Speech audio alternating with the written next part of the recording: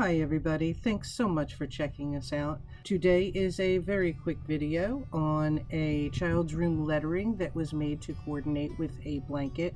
But first we want to thank you so much for all of your support. We are all over social media.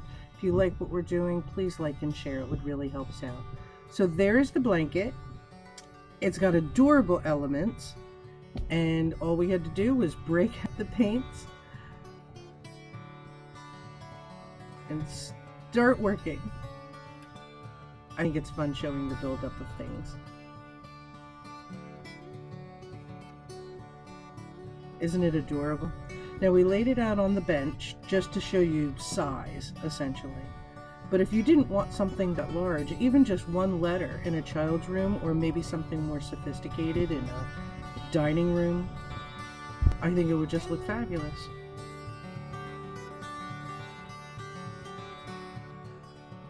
Aren't they cute? And there it is all together. I just think it's really turned out well. All of the colors are right. The elements were put together so nicely.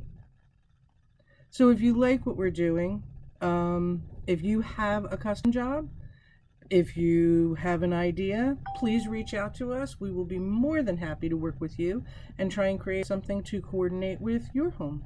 Thank you so much, everybody. Have a great day.